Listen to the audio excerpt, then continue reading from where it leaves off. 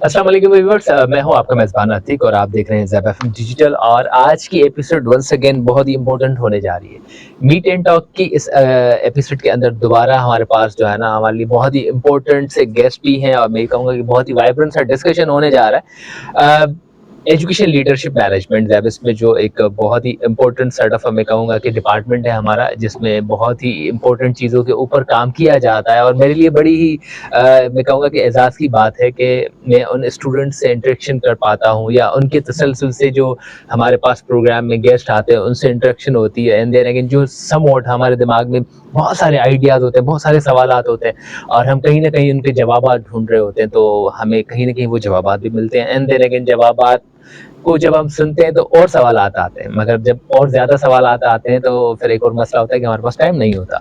मगर ये ज़रूर होता है कि हमारे डिस्कशंस के अंदर बहुत सी ऐसी चीज़ें होती हैं जो शायद हमारे सोचने, समझने और उन चीज़ों को फ़ोकस करने की कैपेसिटी को समवॉट एक नया स्फीयर और नया स्पैन देती हैं। तो आज के हमारे इस प्रोग्राम में जी हाँ, हमारे पास 2 बहुत ही इम्पोर्टेंट पर्सनैलिटीज़ हैं और बेसिकली मैं ये कहूँगा कि ये एजुकेशन लीडरशिप मैनेजमेंट के स्टूडेंट्स भी हैं और अपनी लाइफ के अंदर डिफरेंट प्रोफेशनली अपनी रिस्पॉन्सिबिलिटीज़ को बखूबी निभा भी रही हैं। देन अगेन बहुत ही इंपॉर्टेंट चीज़ ये है कि एजुकेशन लीडरशिप मैनेजमेंट के अंदर एक कोर्स होता है एजुकेशन लीडरशिप मैनेजमेंट के नाम से ही, जो इस वक्त मैम सादिया दुरानी साहिबा पढ़ा रही है और उन्हीं के ही जिस लाइक क्लास प्रोजेक्ट के स्टूडेंट्स हैं जिनको मैंने यहाँ पर आज इनवाइट किया। उनमें से एक हमारी बहुत ही इम्पोर्टेंट गेस्ट है। She belongs to sir Aga Khan university examination board and she is a curriculum manager.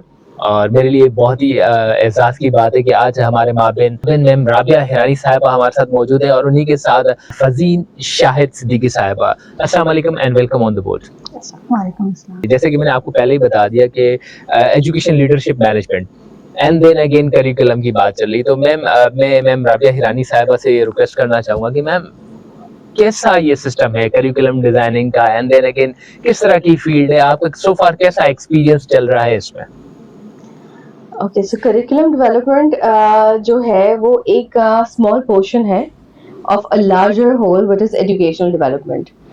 तो जिस इंस्टीट्यूशन में मैं काम करती हूँ, Khan university examination board, that primarily deals with examinations and assessment. लेकिन curriculum development is an important component of that, because the examinations are based on examination syllabi, which ensures the validity and reliability of the examination. So, in that way, that plays an important role. But it is also an opportunity to enrich the educational experience of the students and give them opportunity to explore other stuff through project-based learning, competency learning, 21st century learning. So that is, I think, a very good opportunity that I get in this role. सही। अच्छा ma'am, हम अक्सर बहुत सारी चीज़ों को face करते हैं, समवॉट बहुत सारे प्रॉब्लम्स भी होते हैं, बहुत सारे इश्यूज़ भी होते हैं। ऑब्वियसली जब हम किसी इम्पोर्टेंट टास्क के ऊपर काम करते हैं एंड देन अगेन जब फील्ड इमर्जिंग सॉर्ट ऑफ हो जाए, तो बहुत सारी चीज़ों को डिफरेंट अंदाज में देखना भी होता है, परसीव भी करना होता है, उसके हिसाब से चीज़ों को टैकल भी करना है। तो फिर आप इन एजुकेशन की इस फील्ड में जब just like being education leadership management student भी और एक्सपर्ट भी, किस तरह चीज़ों को देख रही हैं? क्या मतलब किस तरह के हर्डल्स होते हैं? क्या-क्या चीज़ें इस फील्ड के अंदर लोगों को फेस करनी पड़ती हैं? क्योंकि इमर्जिंग है, तेज़ी से चीज़ें चेंज हो रही हैं। बिल्कुल। एक जो चैलेंज आता है वो यूजुअली होता है ऑफ मेकिंग श्योर कि आपका जो विजन है ना, लोग उस विजन को समझें भी, एक्सेप्ट भी करें और आपके साथ उस विजन में चलें, क्योंकि वो विजन जो है वो पाकिस्तान के स्टूडेंट्स के लिए है और उनकी बेहतरी के लिए, पाकिस्तान के एजुकेशन सिस्टम की बेहतरी के लिए है। तो इसमें जो है ये एक चैलेंज होता है जो मेरे ख्याल में बहुत आसानी से ओवरकम किया जाता है, हमने भी किया है थ्रू स्टेक होल्डर एंगेजमेंट। सो अगर जिन लोगों के लिए आप काम कर रहे हैं उनकी बातें आप सुने और उनको साथ लेके चलें, तो I think that is something that can be beneficial, that has been beneficial for me at least personally so far. Ma'am हम ऑब्वियसली पाकिस्तान में देखते हैं कि बहुत सारी एजुकेशन वाइज चीज़ें चेंज हैं, मतलब डिफरेंट मीडियम्स के ऊपर भी और डिफरेंट प्लेटफॉर्म्स के ऊपर भी and then again different boards के अंदर भी। तो how you found AKU is kind of far different from others? AKU-EB is a model board in Pakistan. Uh, it does not have a lot of students, and that is intentional.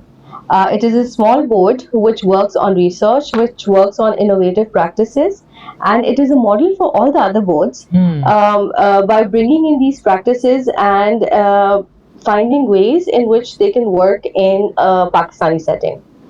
सही। अच्छा ma'am, हम जब ये बात कर भी रहे हैं कि बहुत सारे इश्यूज भी फेस करने पड़ते हैं इमर्जिंग फील्ड्स के हवाले से, जैसे ऑब्वियसली रिसर्च हो रही तो चीज़ें इमर्ज होना शुरू हो जाती हैं, एंड देन अगेन आपका रोल भी जो है लीडरशिप वाले मामले में, एंड देन अगेन करिकुलम बहुत ही इंपॉर्टेंट रिस्पॉन्सिबिलिटी होती है। ये सब चीज़ें जब देखते हैं और बहुत सारे इश्यूज भी फेस करने होते हैं, तो डिसीजन मेकिंग का जो रोल होता है उसको आप वहाँ पर किस तरह मतलब मेजर करते हैं, मैच करते हैं, या किस तरह के डिसीजंस आप डिजाइन करते हैं? ऑब्वियसली जब रिसर्च होती है तो आइडिया होता है कि चीजें बहुत डिफरेंट एंड ड्रास्टिकली अपना शेप और अपनी जो जैसा एक फैसिलिटेशन वो भी चेंज कर रही है, तो डिसीजन भी उसी तरह से आई होप सो मॉड्यूल होते हैं।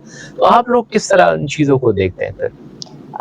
Decision should always be based on evidence. तो हमारी पूरी ही कोशिश होती है कि जो भी डिसीजन लिया जाए that is on basis of evidence of not only research but evidence from the field, finding out what will work, what will not work. And here again जो है वो decision isolation में नहीं लिया जाता. Personally I believe that decision वही successful होता है जो जिनके बारे में decision लिया जा रहा हो ना उनको साथ मिला के decision लिया जाए. सही।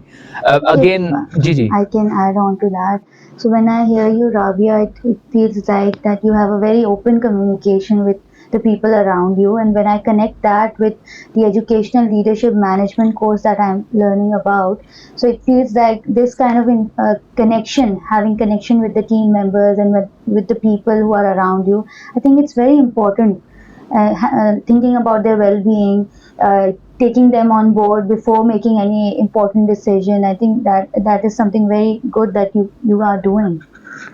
इंडीड एक्चुअली हम जैसे मैम ने भी कहा कि समवट हम जब आगा खान का नाम भी सुनते हैं ना तो एक माइंड में एक ख्याल आता है कि this is going to be a reputation, something very discipline and something very organised, जो मैंने पर्सनली लोगों के मुंह से भी सुना है और खुद भी समवट एक्सपीरियंस किया है। मतलब ऑर्गेनाइज चीज़ तो मैं कभी भी ये कहूँगा कि अगर पाकिस्तान में चीज़ों को ऑर्गेनाइज देखना हो तो चाहे आप आगा खान के नाम से कोई भी चीज़ रिलेट हो, चाहे हॉस्पिटल हो, एजुकेशन या कोई और भी कम्युनिटी डेवलपमेंट की कोई चीज़, तो आपको ऑर्गेनाइज जरूर नजर आएगी। मीनवाइल जैसे आपने अभी बताया कि आप स्टूडेंट भी हैं, तो मैं अगेन आपसे यही चीज जानना चाहूंगा कि जब हम इस तरह के प्रोसेस को देखते हैं तो आप भी ऑब्वियसली स्टूडेंट हैं, आप भी लीडरशिप मैनेजमेंट की चीजों में देखते हैं, जैसे मैम से एज एक्सपर्ट मैंने उनकी राय ली कि बहुत सारे मामला में बहुत सारे डिसीजंस भी लेने पड़ते हैं और मामला को किस अंदाज में देखना है, क्योंकि आपके ऊपर रिस्पॉन्सिबिलिटी है अपकमिंग जनरेशन के हवाले से कि उनकी करिकुलम्स में क्या एफिशिएंसी होनी चाहिए। तो इस चीजों को आप लोग किस तरह स्टूडेंट परसीव करते हैं, एंड देन अगेन आपकी लर्निंग कर्व इसमें किस तरह डेवलप हो रही है? तो हमने ये सीखा है कि हर कोई अपनी फील्ड में एक लीडर होता है। बिल्कुल ठीक है, और एक लीडर को एक एग्जाम्पल होना चाहिए, एक रोल मॉडल होना चाहिए। इंडीड लीडर वो तभी बनता है जब उसका कोई फॉलोअर होता है, और लोग उसी वक्त आपको फॉलो करते हैं जब आप एक ऐसा काम कर रहे हो जो विजनरी हो, जिसमें लोगों को एक उम्मीद नज़र आए। I think it's very important for leaders to have their team members on board, have that sort of connection with them, be a charismatic personality so that they want to follow you, have that forward thinking approach so that you can take everyone towards the goal that has been set by the organization.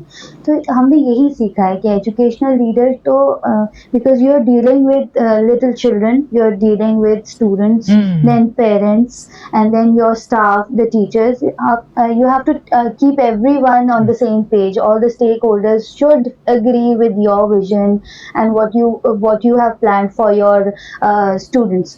So it's very important that educational leaders have that forward thinking approach. Ma'am इसी बात को अगर मैं continue करना चाहूँ तो मेरे दिमाग में एक सवाल आ रहा था, ऑब्वियसली आप एक्सपर्ट हैं तो आप मुझे अच्छे से रहनुमाई दे सकती हैं। ये सारी चीज़ें, सारी एफर्ट जब हम इम्पार्ट कर रहे होते हैं तो समवॉट हमें देखना होता है कि हमारी टीम कैसी है, हमारी कोलैबोरेशंस कैसी हैं, and then again organizational infrastructure and the climate of the organization बहुत इंपॉर्टेंट होता है। जब तक आपकी ऑर्गेनाइजेशन का माहौल, वहाँ के लोग, उनकी थिंकिंग, जैसे पहले आपने कहा कि विजन को देखना पड़ता है, विजन के साथ वो लोग काम नहीं करेंगे तो ऑब्वियसली मैं अपनी मनमानी करूंगा, कोई अपनी मनमानी करेगा, वो हम मोटिव से हट ही जाएंगे। So how you found yourself again experiencing with the AKU board and their climate and specially team work कैसे होता है, कोलैबोरेशंस कैसे होती है? क्योंकि मैंने पहले भी एक लफ्ज कहा कि जो ऑर्गेनाइजिंग सेटअप है वो, उससे मैं खुद भी 100% एग्री हूँ कि आगा खान का नाम जब भी जहाँ पर भी आएगा वहाँ पर आपको चीज़ें ऑर्गेनाइज मिलेंगी। तो उसमें ऑब्वियसली वहाँ का ऑर्गेनाइजेशनल क्लाइमेट, सब चीज़ें इंपॉर्टेंट होंगी शायद, और कोलैबोरेशंस होंगी, टीम वर्क होंगी, तो वो आपकी तरफ कैसे काम करती हैं चीज़ें? Okay, so one thing I think that at AQ examination board that we understand very clearly is that organization के जो लोग होते हैं ना, जी जी वो आपस में एक फैमिली होते हैं, लेकिन हर एक बंदे की भी अपनी फैमिली भी होती है। इंडीड। तो उसमें ये है कि जो है एक बैलेंस जो है वो इंस्टीट्यूशनली हम करने की कोशिश करते हैं कि आपस में भी एक दूसरे को सपोर्ट करें, चाहे वो उनका ऑफिशियल काम हो, चाहे जो है उनकी पर्सनल लाइफ में कोई स्ट्रगल्स हो। So we always try to be there for each other, and as a leader that is more important to model for others to do. So that is something that we try to do, and my supervisors do for us as well. Very nice. So it means that you are keeping a balance between maintaining relationships with the team members and having those tasks aligned as well. Like it's not only relationships, the tasks are equally important, Absolutely, right? Yeah. absolutely. हम वेबिस्टन कहते हैं ना, this is our second home भाई, जैसे घर जाते हैं वैसे ही हमने भी समवॉट कहीं ना कहीं ऐसी चीज कही दी है कि भाई वहां पर भी एक फैमिली एटमॉस्फेयर आपको बनाना पड़ता है जिसमें एक दूसरे का ख्याल रखे बगैर मामला हल नहीं होते। आप भी ऑब्वियसली चीजों को देख रही हैं, आप भी ऑब्जर्व कर रही हैं, तो आप इसके बारे में क्या समझती हैं कि कोलैबोरेशंस के लिए क्या इफेक्टिव टूल्स होने चाहिए, किस तरह का एक क्लाइमेट? ऑब्वियसली जब भी एक इंसान सीख रहा होता है तो कहीं ना कहीं जाता है तो वो कोशिश करता है वो जो सीखी हुई चीजें वो इम्प्लीमेंट करूं। बीइंग अ स्टूडेंट ऑफ ज़ैबस, how do you find these all things? I think collaboration is very important for people who are new to this field, and even the people who are experienced, they should share their knowledge with others around them. तो I think ये जो collaboration का culture होता है किसी भी organization में, यह बहुत ज़रूरी होता है कि आप अपनी नॉलेज शेयर करें, अपनी स्किल्स, एक्सपर्टीज जिसको आता है वो सिखाए दूसरों को। कोलैबोरेशन के मुख्तलिफ तरीके होते हैं। आप जैसे अपनी ऑर्गेनाइजेशन में एक टाइम सेट कर दें, जैसे मेरी ऑर्गेनाइजेशन में एक डेडिकेटेड टाइम है, उसमें हम बैठते हैं teachers, we discuss the lesson plans, the strategies, the pedagogical practices. अगर आप एक डेडिकेटेड टाइम अलॉट करेंगे कोलैबोरेशन के लिए तो वहाँ पे फिर मीनिंगफुल कोलैबोरेशन होगी। It has to be very organized and it has to come from the upper management कि भाई collaboration करनी है। सही। I think it has to trickle down from the upper management and then all the teachers follow that. Again मतलब उनके vision या mission या goals में ये चीज होनी चाहिए, तभी जाके वो चीज बड़ा ही सस्टेनेबल रिजल्ट दे सकती है। मैम कहा जाता है कि एक मर्द पढ़ता है तो सिर्फ एक फर्द पढ़ता है, और एक औरत पढ़ती है तो पूरा खानदान पढ़ता है। ये तो स्टेटमेंट में उससे एग्री भी करता हूँ, मगर एक चीज और भी आती है, my mom is a super mom. मम्मा आपको किचन में मिलेगी, मम्मा आपको घर के सारे काम, मम्मा पापा को भी रेडी करके भेज देंगी, मुझे भी स्कूल भेज देंगे, अपने भी चीजें सारी काम कंप्लीट करके ऑफिस भी जाएंगी। तो मम्मा को मैनेज करना होता है, और ऑर्गेनाइज करने में मैं ऑलरेडी कहूँगा कि आगा खान की बात अपने एक लेवल पर है कि चीज़ों को ऑर्गेनाइज बहुत अच्छे से करते हैं। समवॉट ये ट्रेनिंग्स में भी होगा। तो आप इसको किस तरह अपनी लाइफ में देखती हैं कि टाइम मैनेजमेंट सारी चीज़ें, और मम्मा है तो लीडर है भाई, तो लीडरशिप रोल तो आपको मतलब फैमिली वाइज भी आई होप सो उस हिसाब से आप जब देख रही हैं, तो मेरे कहने का मकसद ये कि woman is a leader in this era. तो बीइंग अ लीडर, ये टाइम मैनेजमेंट वाला काम कैसे होता है सारा दिन का? आप पढ़ भी रही हैं, अगेन एक और रोल।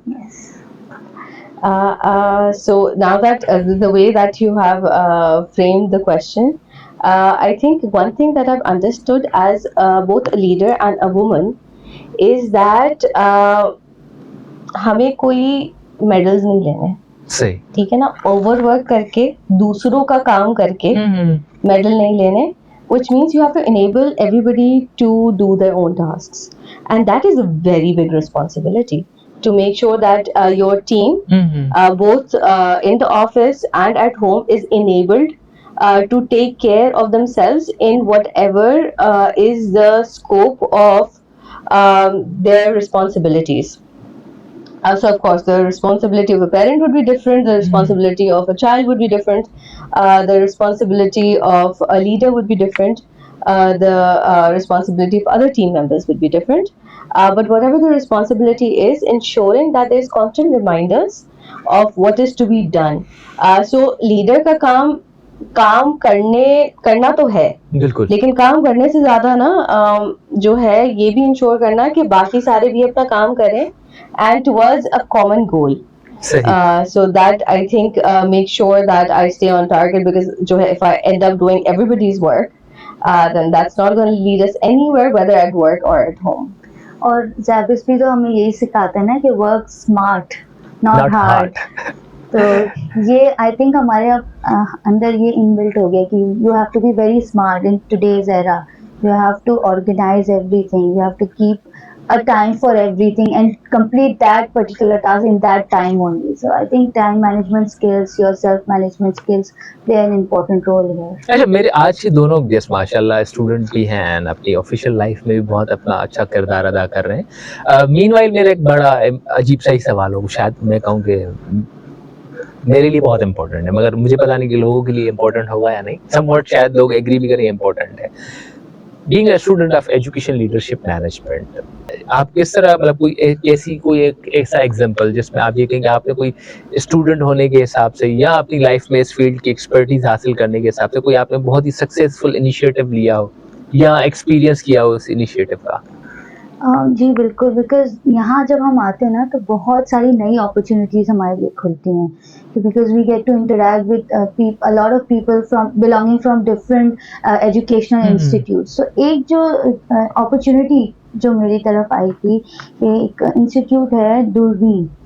दूरबीन जी, अच्छा, बहुत अच्छा ऑर्गेनाइजेशन है। वहाँ पे मुझे एक अपॉर्चुनिटी मिली कि मैं वहाँ जाके अपनी एक्सपर्टीज शेयर करूँ, वहाँ की यूनिवर्सिटी स्टूडेंट्स के साथ थोड़ा सा इंटरैक्ट करूँ। And I conducted this session on gamified learning environment, क्योंकि मेरे पास वो नॉलेज थी, वो स्किल थी, and I thought I should share that with other people. मुझे ज़ैबिस के थ्रू, इस कोर्स के थ्रू ही ये अपॉर्चुनिटी मिली, and I really enjoyed that. It was a wonderful experience for me. सही। मैम, आप भी माशाल्लाह स्टूडेंट भी हैं और आप ऑलरेडी करिकुलम की सब चीज़ों में हैं, तो कभी इस तरह का हुआ कि आपको कहीं अपॉर्चुनिटी ऐसी जो आप कहेंगे मेरी लाइफ में बहुत सक्सेसफुल एक अपॉर्चुनिटी भी थी या इनिशिएटिव था या प्रोजेक्ट था जिससे आपने एज अ लीडर उसमें अपना किरदार अदा किया हो? बिल्कुल। सो जो है कोविड के टाइम पे जब जो है ये पता चला कि जो है स्कूल्स एकदम से बंद हो गए, तो जो है बोर्ड के लिए कुछ डिसीजंस लेना बहुत ज़रूरी थे, और ये पहले से ही डिसीजन लेना ज़रूरी था ताकि आगे जाके बच्चों में पैनिक ना हो। which is के जो है कुछ जो है वो शॉर्ट सिलेबस बना रहे थे, कुछ और कर रहे थे, कुछ किसी और तरह से रिडक्शन कर रहे थे, रिड्यूस सिलेबस के नाम से। प्रिंसिपल्स अलग अलग थे। AKUEB का एक पार्ट होने की हैसियत से जो है मुझे भी चांस मिला कि I contribute in that as well. तो जो है उसमें the approach that I took was to ensure that वो जो रिडक्शन हो ना वो रैंडमाइज ना हो, वो एक पर्पस के थ्रू हो। एंड जो है उसमें हमने जो है वो सिलेबस को देखा कि जो है उसके अंदर क्या चीज़ रेलिवेंट है, कौन सी नॉन रेलिवेंट है, कौन सी, खैर नॉन रेलिवेंट तो कुछ नहीं होता सिलेबस में, लेकिन जो है वो ज़्यादा रेलिवेंस और कम रेलिवेंस के हिसाब से हमने ऑलरेडी इसको प्रायोरिटाइज किया था through a previous work that we done. So you know that made me proud कि एक पहला काम किया था जिसका फायदा अब भी हो रहा है। उसके हिसाब से जिसकी रेलिवेंस कम थी, जिसका जो है वो आगे जाके जो है वो बिल्ड ऑन कम था, हमने उस बेसिस पे रैशनलाइज किया and we sent it to the schools much earlier than many of the other boards and on a much better principle. So that is something that I led, and I think that was a very good initiative, and I'm very proud of that. अच्छा ma'am, जिस तरह अभी आपने बात की कि prioritise भी और उसकी जो इम्पोर्टेंस थी या समवट जो उसकी उसके साथ रिलेवेंस थी, ठीक है, ये सारे काम करने के लिए आपको टीम वर्क तो चाहिए होता है इसमें, आई बिलीव के। और दूसरी बात कि टीम वर्क में सबसे बड़ा प्रॉब्लम, जैसे आपसे पहले भी डिस्कशन हुआ कि हर घर के 4 फर्द या 5 फर्द होते हैं, सबकी मेंटल लेवल डिफरेंट होती है, सोचने की कैपेसिटी भी डिफरेंट होती है। अब मामला यहाँ आता है कि लोगों की परफॉर्मेंस बहुत बहुत बहुत बहुत ज़्यादा मायने रखती है। अगर उस विजन एम एंड ऑब्जेक्टिव्स के साथ न चले, या उसकी मेजरमेंट में आप देख रहे हैं कि कहीं थोड़े से लूप होल्स आ रहे हैं, या वीक हो रही है, या अंडरमाइनिंग वाले प्रोसेस में जा रही है, तो ये बड़े इश्यूज होते हैं जिसपे हमने शायद, ये सवाल मुझे पहले करना चाहिए था, जो मैं अब कर रहा हूँ।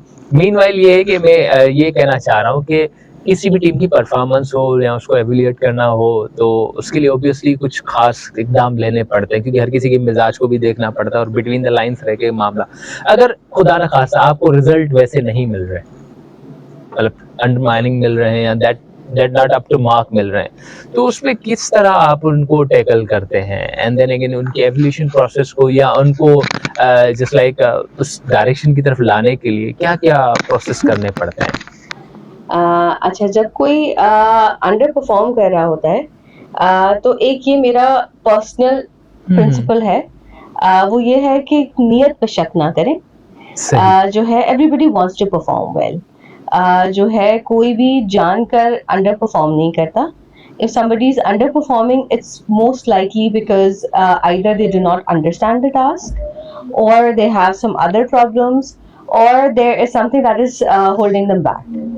तो उसमें मेरी पहली कोशिश ये होती है कि आइडेंटिफाई किया जाए कि क्या वो चीज़ है जिसकी वजह से जो है वो एम्प्लॉई या वो टीम मेंबर जो है वो अंडर परफॉर्म कर रहा है। तो जो है either through observation or even through discussion, like have an open discussion, और वो जो है if you constantly have communication and good communication, तो ये बात बुरी भी नहीं लगती, Very ठीक true. है ना। even if अगर आपका बॉस भी आपसे कह रहा है कि you are so qualified, और जो है आप पहले भी अच्छा परफॉर्म करते रहे हैं, और जो है इस काम में ये गलतियां आ रही हैं, ये उस लेवल का नहीं है जिस लेवल का हम आपसे एक्सपेक्ट करें, सही। तो आप बताएं कि क्या चैलेंज आया है। तो जब वो रिलेशनशिप ऑलरेडी बिल्ट अप होती है ना, तो ये बात फिर बुरी नहीं लगती।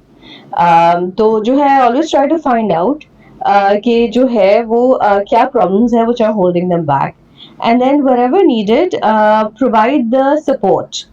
कभी कभार जो है वो काम नहीं समझ आ रहा होता, या एक्सपर्टीज वो नहीं होती, या किसी और काम की वजह से डिस्ट्रैक्शन होती है, या जो है हमारे यहाँ जो है people are working on multiple task, prioritization का इशू होता है, which जो है of course every leader should discuss with their teams and try to sort out, and I try to do the same. How about your side?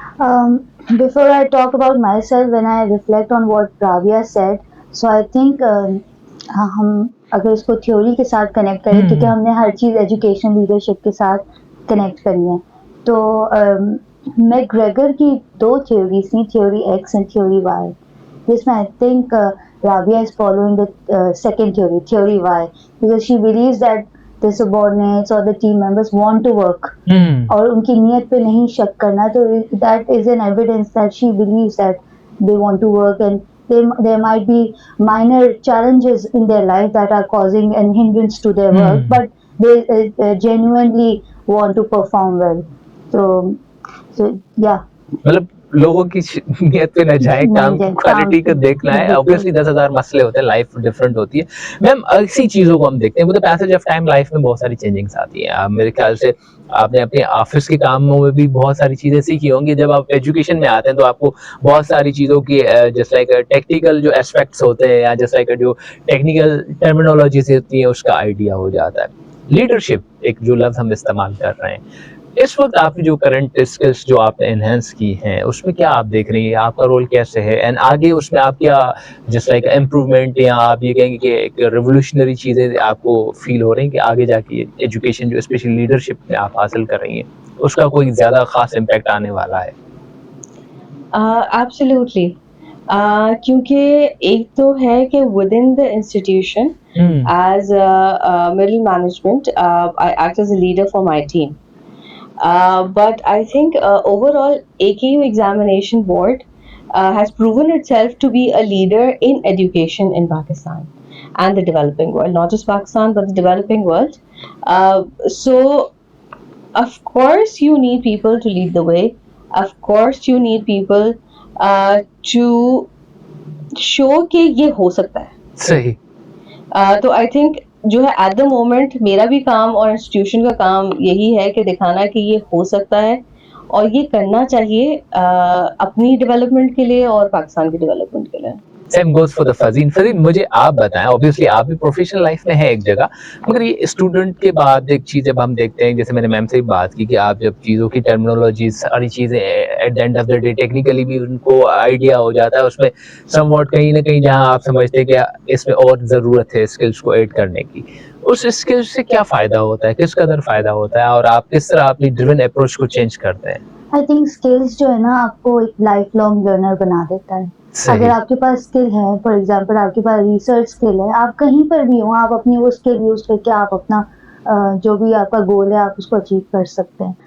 If you have your communication skills you can do wonders in the field of education. The skills are very they take you. Skills आपको बहुत फायदा भी पहुंचाती है. In this field, in educational leadership management, जो skills हमने सीखी हैं, how to manage people, how to emerge as a leader, how to have those communication skills with the people around you, तो वो skills जो है ना बहुत important है एक leader के लिए. अच्छा, जैसे हमने इनिशियली प्रोग्राम में बात की थी कि लीडर वो होता है जिसके फॉलोवर्स हों, और समवॉट कहीं ना कहीं जब फॉलो की बात आती है तो हम कहते हैं भाई लीडर, जैसे हमने पहले भी कहा कि भाई हर घर में 4 लोग होते हैं या उनकी मेंटल एस्पेक्ट बिल्कुल डिफरेंट होती है, उनमें से कोई एक अच्छा खासा आपके लिए लीडर बन जाता है, कहीं ना कहीं आप उसको फॉलो करते हैं. ठीक इसी तरह से कहते हैं ना कि एक आइडियल बॉस भी एक लीडर होता है जो आपके लिए बहुत सारी चीजें करता है और आप बिला धड़क उनके कहने पे आप सारे काम भी कर लेते हैं, बोलते हैं बॉस संभाल लेगा, कोई इशू थोड़ा ही है. तो आप बजाते खुद किस तरह की लीडर को फॉलो कर रही हैं, और आप अपने पर्सनैलिटी को अगर देखें तो आपके अंदर किस तरह की लीडरशिप पाई जाती है और क्यों?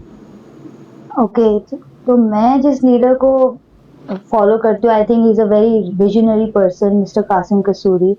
I think he has a very forward-thinking approach.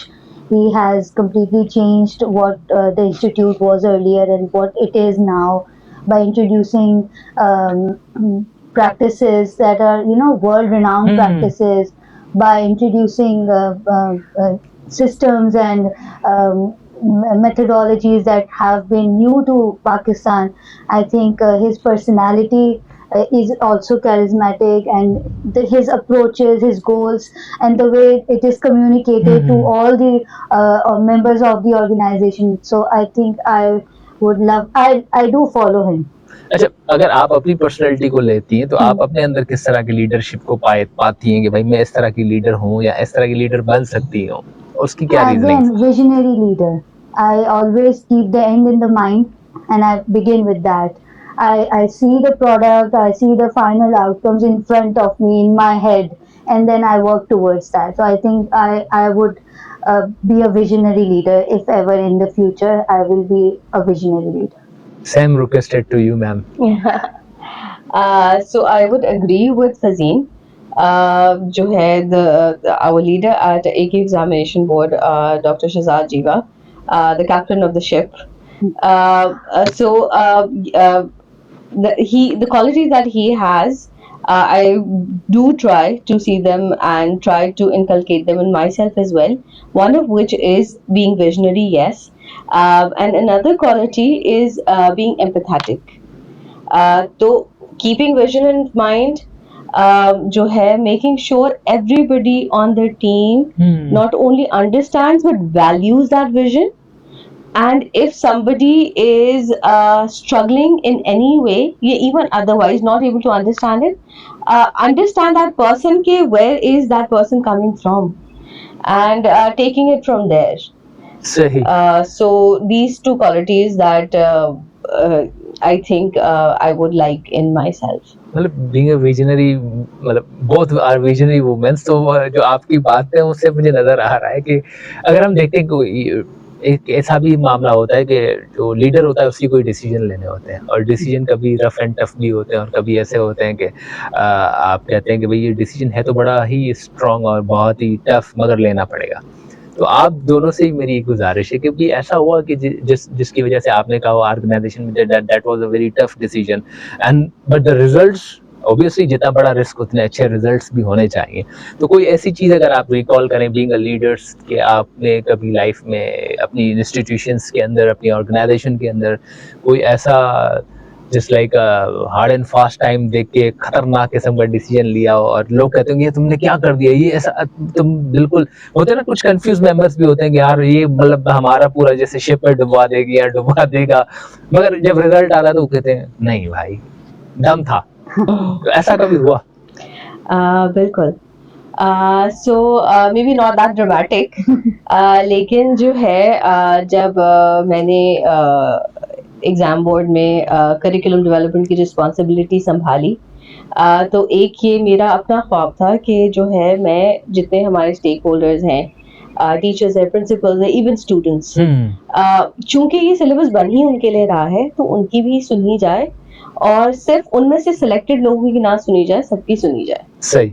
So stakeholder engagement was something that I personally was very much involved in, wanted to do, and that was something that was seen by some people as कि जो है क्या ज़रूरत है, experts तो आप हैं, expert तो हम हैं, जो है क्यों दूसरों को इन्वॉल्व करना है।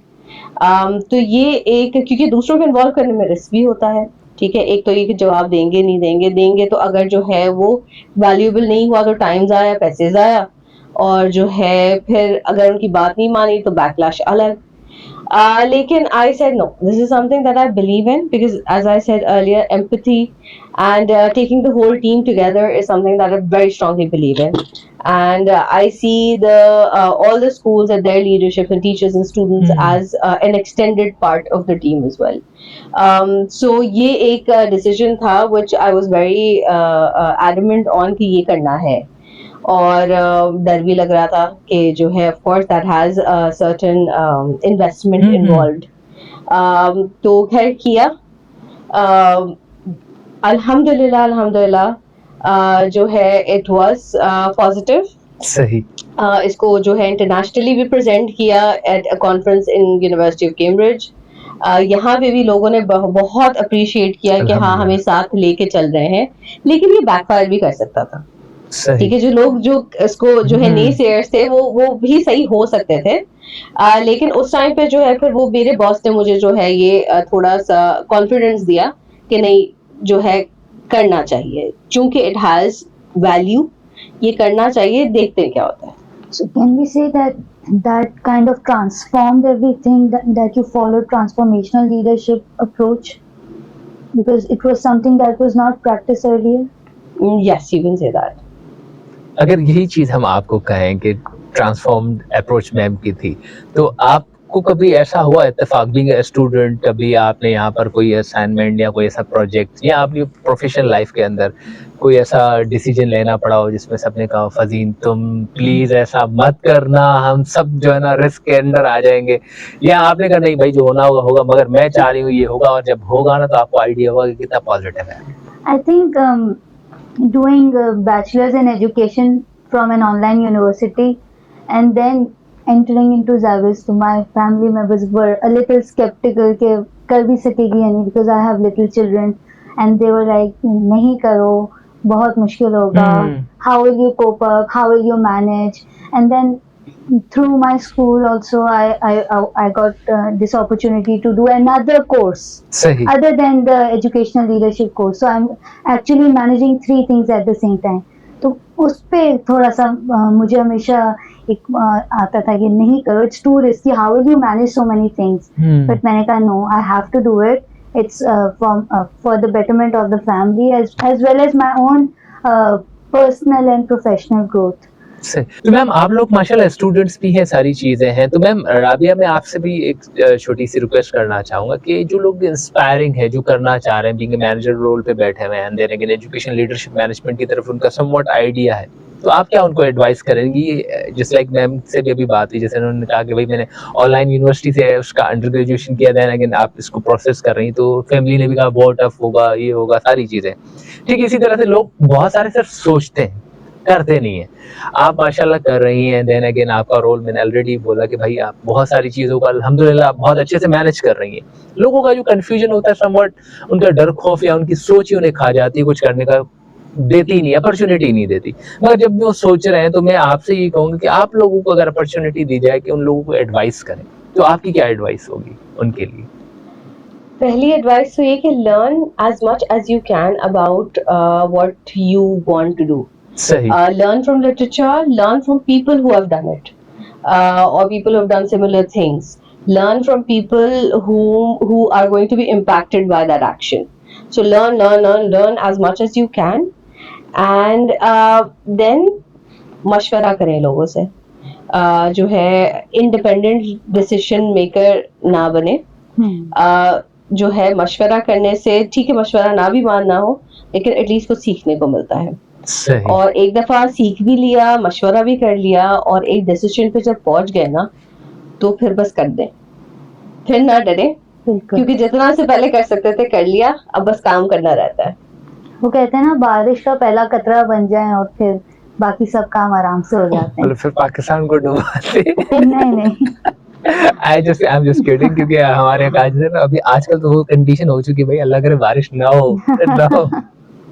Anyway, thank you so much both of you. मेरे लिए बहुत ही ऑनर की बात है, और मैंने आज के शो में बहुत सारी चीज़ें सीखी, जिसमें सबसे पहली चीज़ और बहुत इंपॉर्टेंट चीज़ जो मैंने सीखी है वो अपनी किसी भी टीम मेंबर अगर वो एफिशिएंट काम नहीं कर रहा तो बाखुदा उसकी नीयत पे शक ना करें, देखें उसके साथ क्या मसले हैं, क्या मसाइल हैं. जब तक आप उसको उस मसालों से नहीं निकालेंगे तो शायद वो चीज़, अगर वो रिजल्ट नहीं दे पा रहा वैसे, तो उसके पीछे ऑब्वियसली कोई रीजंस होंगे. दूसरी चीज़ जो मैंने आज सीखी वो बहुत ही इंपॉर्टेंट ये कि भाई कुछ भी हो जाए, लोगों से मशवरा ज़रूर करें. हाँ, मानो या ना मानो, मगर मशवरे से कुछ सीखोगे ज़रूर. एंड देन अगेन तीसरी चीज़ यही कि भाई फाइनली सोचना बंद करो और कर डालो. तो इसी के साथ मैं आप लोगों से भी इजाज़त चाहूँगा. Once again thank you so much कि आप लोगों ने अपने टाइम में से टाइम दिया, एंड इतने इम्पोर्टेंट मामलात के ऊपर बहुत और भी डिस्कशंस हो सकते हैं. मैं चाहूँगा कि आप लोग इन फ्यूचर मैं आप लोगों को इन्वाइट करूँ तो आप ज़रूर आएँ. और and once again thank you so much for your time. Stay blessed. Thank you for having us. Thank you so much.